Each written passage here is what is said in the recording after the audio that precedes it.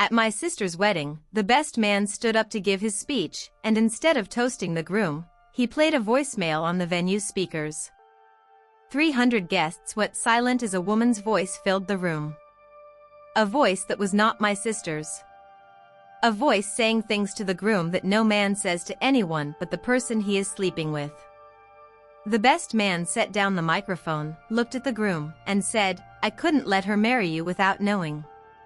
Then he walked out. My name is Claire. The bride was my younger sister, Emma. And what happened in the 90 seconds after that voicemail played changed all of our lives forever, because the best man had gotten one thing wrong. Terribly, catastrophically wrong. This is the story of the wedding that became a reckoning, and the truth that was even darker than the lie. To understand what happened at that wedding, you have to understand my sister Emma, and the man she was about to marry. Emma was 28. She was the softer one of the two of us, trusting where I was suspicious, hopeful where I was guarded. Our mother used to say Emma saw the best in people, and it was true, and it worried me, because the world does not always reward people who see the best in others. Sometimes it punishes them for it. The man she was marrying was named Daniel. He was 34, charming in the effortless way that always made me slightly uneasy. He worked in finance. He was handsome, confident, attentive to Emma in all the visible ways. Our parents adored him. Everyone adored him. He was the kind of man who made you feel, when he turned his attention to you, like you were the most important person in the room. I never fully trusted him. I could not have told you why. It was nothing I could point to, just a feeling, the kind of feeling I had learned over the years not to ignore, even when I couldn't justify it. But Emma was happy, radiantly happy, and I had no evidence of anything, only instinct. So I said nothing. What could I say? I don't like the way he's too perfect? Emma would have laughed at me. The best man was named Marcus. He was Daniel's oldest friend. They had known each other since college. He was quieter than Daniel, more serious. I had met him a few times during the engagement, and I had liked him. He seemed genuine in a way Daniel's other friends did not. The wedding was beautiful. 300 guests. A gorgeous venue. Emma in a dress that made our mother cry. Daniel looking every inch the perfect groom. The ceremony went flawlessly. And then came the reception, and the speeches, and Marcus stood up with a glass in his hand and a strange, tight expression on his face that I noticed and did not understand.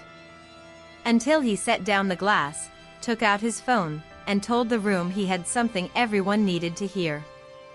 The voicemail was devastating. A woman's voice, intimate and unmistakable, speaking to Daniel in the language of a long affair. References to times they had spent together. To a hotel. To plans for after the wedding, after Daniel had married Emma. The voice spoke of the marriage as an inconvenience to be managed, a formality that would not change what she and Daniel had. It went on for nearly 90 seconds. 90 seconds during which 300 people sat in frozen, horrified silence, and my sister Emma stood at the head table in her wedding dress with a look on her face that I will never forget as long as I live. Marcus set down the phone. He looked at Daniel, who had gone white, then red, and he said the words, "I couldn't let her marry you without knowing." And then he walked out of the reception hall, leaving devastation behind him. Chaos erupted. Emma fled the room in tears. Our mother went after her. Daniel stood up, shouting that it was a lie, a fabrication, that Marcus was jealous and had always wanted Emma for himself. Guests were on their feet. Some were leaving. Some were filming. My father looked like he might have a heart attack. And I stood in the middle of it, my instinct screaming, but not screaming what everyone else was hearing. Because in the chaos, in the noise, something had caught my attention. Something about the voicemail. Something wrong. I had heard that voice before. Not the words. The voice. I knew that voice. And it was not the voice of some secret mistress Daniel had been hiding. It took my mind a few seconds to place it, in all the chaos. And when I did, the floor seemed to drop away beneath me. Because if I was right, and I was becoming more certain by the second that I was right, then what had just happened at my sister's wedding was not the exposure of a cheating groom. It was something far more calculated. And far more cruel. I did not say anything in that moment. I want to be honest about that. My instinct, when everything is chaos, is to go still and think. So I went still, and I thought, while the wedding disintegrated around me. The voice on that voicemail belonged to a woman named Vanessa. And I knew Vanessa not as Daniel's secret mistress, but as Marcus's girlfriend. Marcus. The best man. The one who had played the voicemail. His girlfriend's voice, speaking words of an affair with the groom. There were only a few explanations, and I forced myself to consider each one coldly. Maybe Vanessa really had been having an affair with Daniel behind Marcus's back, and Marcus had discovered it, and this was his devastating, public revenge on both of them. That was possible. That was the interpretation that fit what everyone in the room now believed. But something about it did not sit right. The timing. The theatricality. The fact that Marcus had chosen to detonate this at the wedding, in front of 300 people, in the most maximally destructive way possible, rather than simply telling Emma privately beforehand if his goal was truly to save her. A man who wanted to save Emma from a cheating fiancé would have told her quietly, days before, sparing her the public humiliation. A man who wanted to destroy Daniel, and perhaps Emma too, would do exactly what Marcus had done. I did not yet know the truth. But I knew that the obvious story was not the whole story. And I made a decision, before I let my family tear itself apart over the version of events Marcus had staged, I was going to find out what had actually happened. Quietly. Carefully. Starting with the one piece that didn't fit, the fact that the mistress was the best man's own girlfriend. I slipped out of the chaos and I began, that very night, to pull the thread. I started with Vanessa, because it was her voice, and she was the key. I found her the next day. She was not hard to find, she and Marcus had been together for 2 years, and I had her contact from the engagement events. I asked to meet her, alone. I told her I wasn't there to accuse her of anything. I told her I just wanted to understand.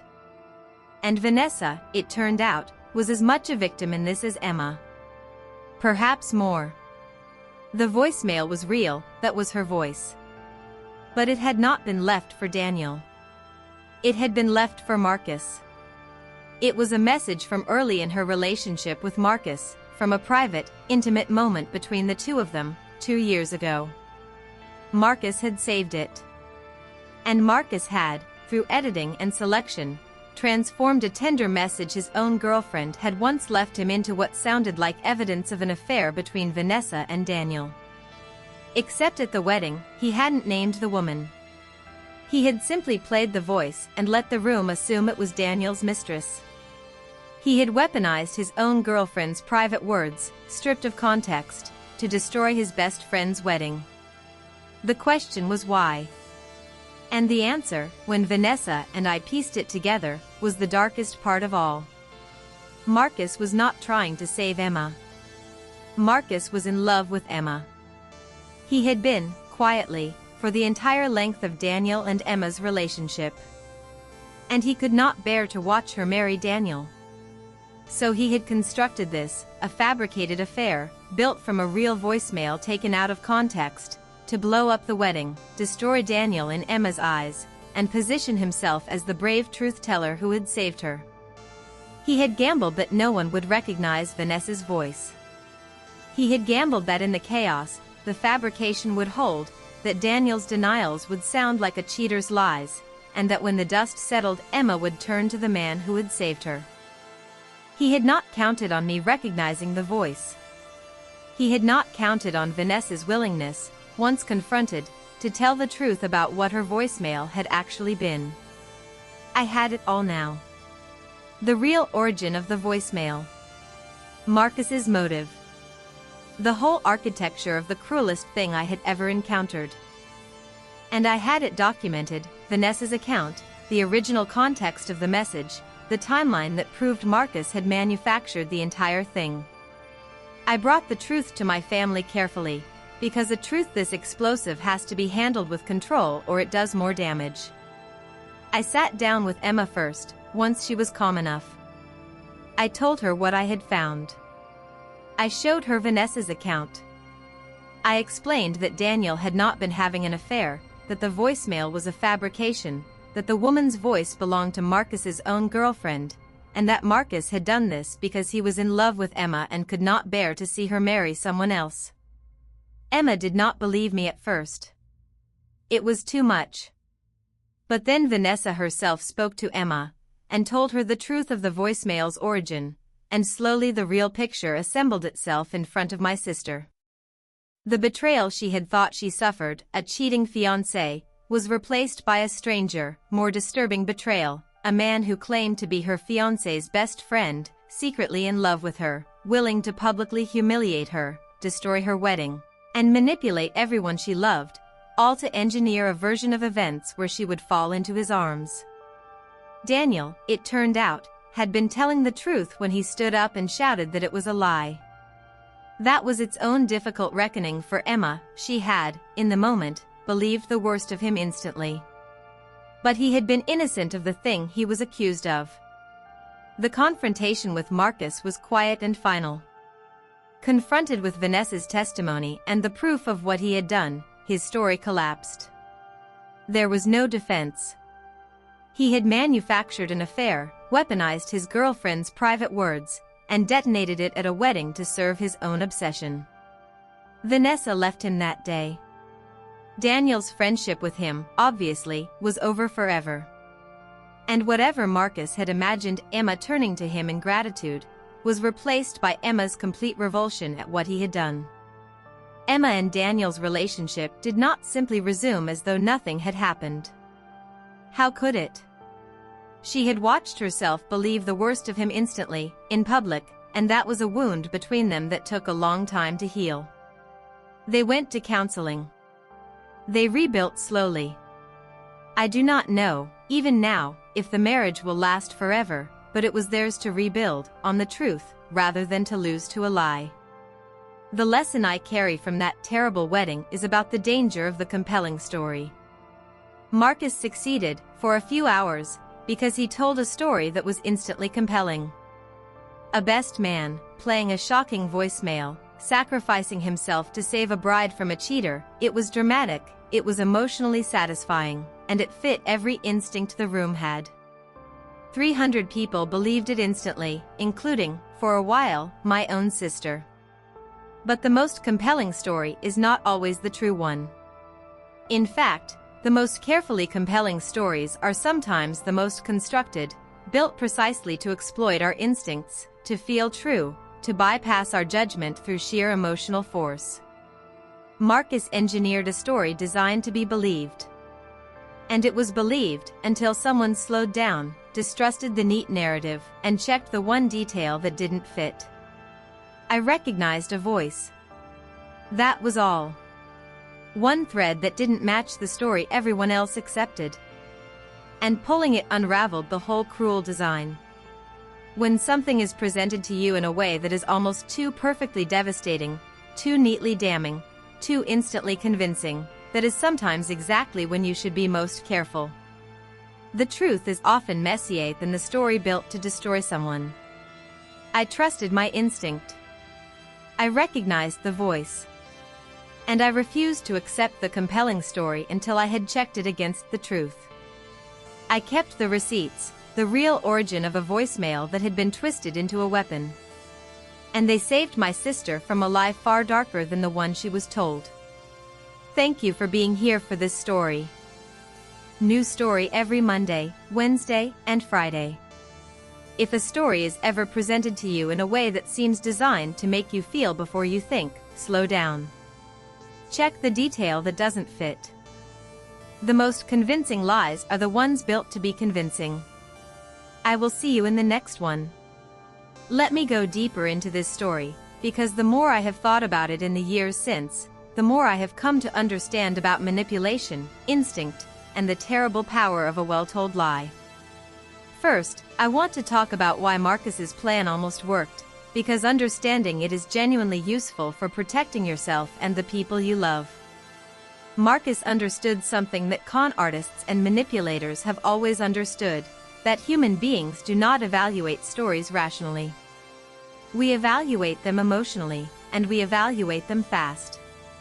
When a story hits us with enough emotional force, our critical faculties simply switch off. We do not pause to ask whether it makes sense. We feel it, and the feeling becomes our belief. Marcus engineered maximum emotional force. The setting, a wedding, the most emotionally charged event there is. The messenger, the best man, a figure of trust, apparently sacrificing his own friendship for the truth. The evidence, a raw, intimate voicemail, the kind of thing that feels undeniable because it is so visceral. And the timing, the last possible moment, creating a sense of urgent rescue. Every element was chosen to overwhelm judgment with emotion. And it worked. 300 people, my own sister among them, believed instantly. Not because they were stupid, but because they were human, and Marcus had built a machine precisely calibrated to exploit how humans process shocking information. The story was designed to be believed before it could be examined. This is worth understanding because the same technique is used everywhere, in smaller ways, every day. The manipulator who wants you to believe something does not appeal to your reason. They appeal to your emotion, at high intensity, in a way that makes pausing to think feel like a betrayal of the feeling. How can you even question this? Look at what's happening. The intensity itself becomes the argument. The defense is the discipline I stumbled into by instinct that night, when a story hits you with overwhelming emotional force, that is precisely the moment to slow down. Not to dismiss it, it might be true. But to recognize that the emotional intensity is not evidence of truth. Sometimes it is evidence of construction.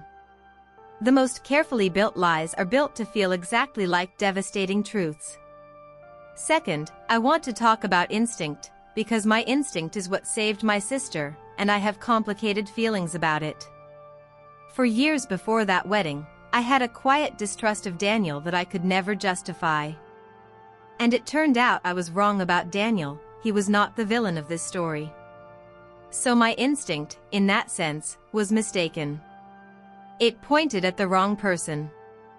But my instinct also did something right. When Marcus played that voicemail, and the whole room accepted the obvious story, my instinct rebelled. Something felt off. Not about Daniel, about the story itself. The neatness of it. The theatricality. And that rebellion of instinct is what made me slow down, and listen, and recognize the voice. So instinct is a strange tool. It is not reliable in the sense of always being right. My feeling about Daniel was wrong.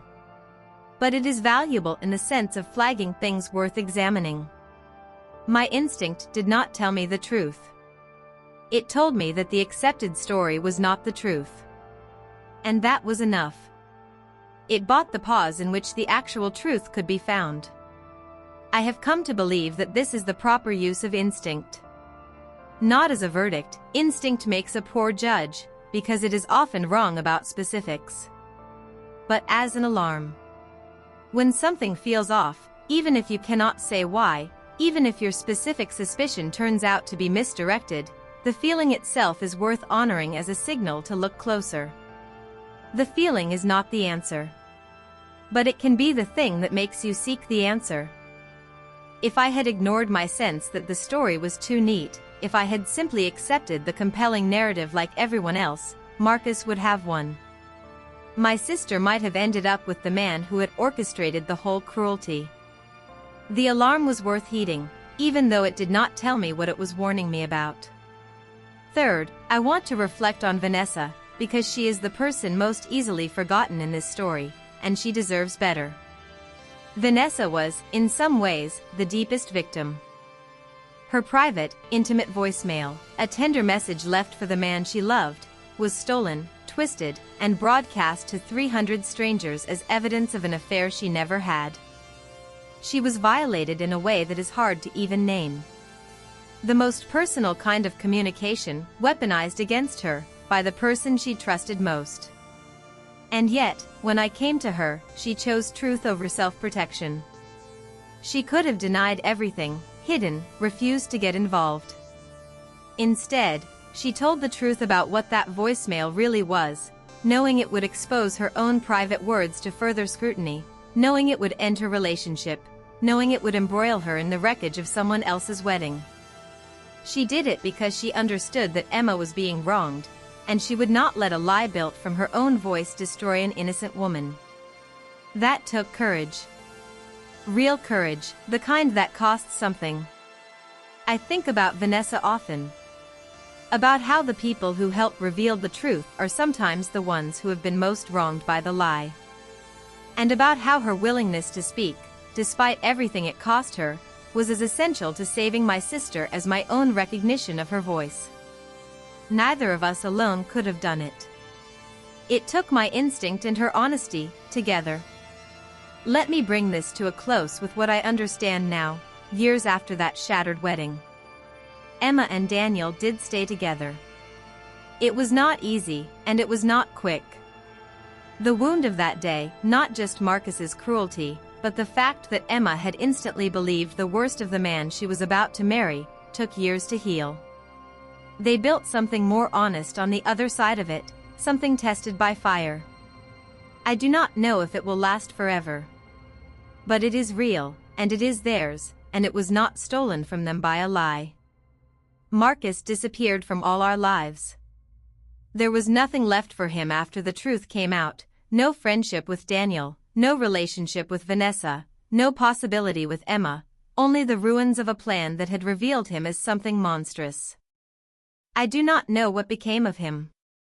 I try not to think about him. But I think about what he represents, because it matters. Marcus was not a stranger. He was not an obvious villain.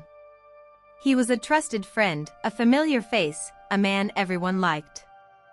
And he was capable of constructing a cruelty so elaborate, so calculated, that it nearly destroyed several lives at once. The danger did not come from outside the circle of trust. It came from inside it, wearing the face of a friend. This is the thing I most want you to take from this story. We are trained to fear threats from outside, the stranger, the obvious villain, the person who sets off our alarms. But the most devastating betrayals often come from inside the circle, from the people close enough to be trusted, positioned enough to be believed. Marcus could do what he did precisely because he was the best man, the trusted friend, the last person anyone would suspect. His proximity was his weapon. And the defense against that is not paranoia.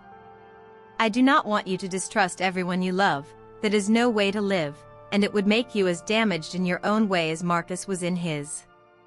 The defense is simply this: hold on to your capacity to think, even in the moments of highest emotion. Do not let anyone, however trusted, however compelling, switch off your judgment through sheer force of drama. When something is presented to you in a way designed to make you feel before you think, that is the moment to hold on hardest to your ability to think. The truth can withstand examination. That is one of its properties. A true story does not need to overwhelm your judgment, because it can survive your judgment. It is the constructed lie that needs the emotional ambush, the theatrical timing, the overwhelming force, because it cannot survive a calm, careful look. So when someone works very hard to prevent you from looking calmly and carefully, ask yourself why. Marcus built a lie designed to be believed before it could be examined. I examined it. I recognized a voice. I pulled one thread. And the whole beautiful, terrible construction came apart, because the truth was underneath it all along, waiting for someone willing to look. I kept the receipts. I found the real story beneath the staged one. And it saved my sister from a lie far crueler than any truth. Thank you for listening to all of it. New story every Monday, Wednesday, and Friday. Trust the people you love. But never let anyone, no matter who they are, use your emotions to switch off your mind. The truth can survive a careful look. The lie is what fears it. I will see you in the next one.